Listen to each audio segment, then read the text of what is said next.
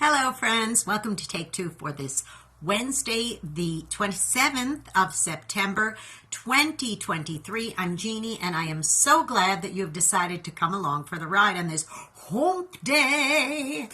Now, I was thinking recently about compromise. Now, I was reading a story about somebody who was forced to compromise for one reason or another, and it started me thinking that that word is one of those really big, multi-meaning, all-encompassing type of words. So I looked it up, and this is what I came up with, all right? It says that compromise is both a noun and a verb. Now, here's the good definitions of what it means to compromise or what a compromise is. An agreement or a settlement of a dispute that's reached by each side making concessions, an ability to listen to two sides in a dispute and devise a compromise acceptable to both, an agreement, an understanding, settlement, to trade off, to bargain, to find middle ground, a happy medium, to give and take, to strike a balance, maybe to split the difference. Those are all good things. If you've ever been forced to compromise for one reason or another, those are all good things. Striking a balance, making a bargain, etc., etc. But here's some not so good ways that people compromise. How about by accepting standards that are lower than what's desirable? An example would be compromising safety. Think about what happened for completely vain and selfish reasons why the Titanic sunk. Now, some people say, well, it was just bound to sink because it wasn't constructed properly. Well, the truth be known that there was, in fact, some very inferior parts used because the builders were trying to trim money here and there, and they didn't want to, so they didn't use proper rivets, and there's lots of reasons why.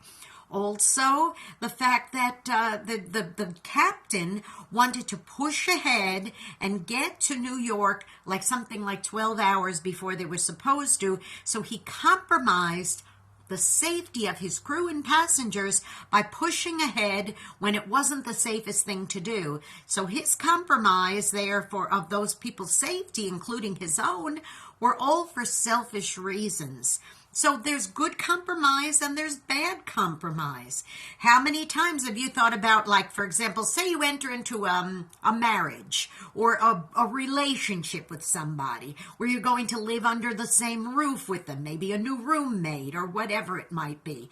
You may have to compromise a little bit. If you're used to doing things a certain way and you have two different parties or more, say it's a whole group of kids, young people renting a house together at college or whatever, or maybe a new roommate that you have in the dormitory, you may have to compromise because you may have come from a place where you do things a certain way and the roommate or the new spouse does things a certain way, and suddenly you go, wow, now it's not life and death, it's not wrong or right, it just might be two different ways of doing something, so you just may have to compromise. See, a lot of times we think it's my way or the highway. There's two ways to do everything in this world, the wrong way and my way.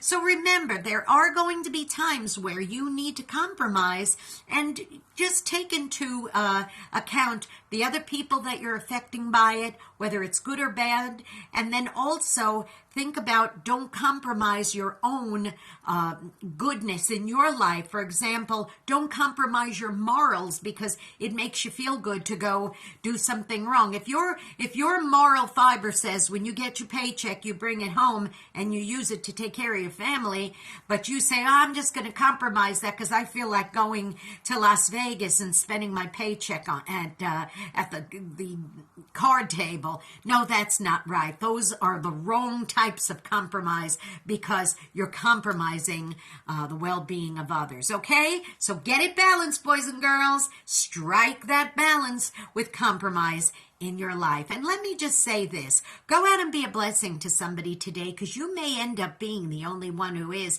And if you know someone that you're seeing on a road of compromise that's causing distress and difficulty in other people's lives, maybe you're the one who can be the encouragement to say, hey, is this really the right thing to do, to compromise this way?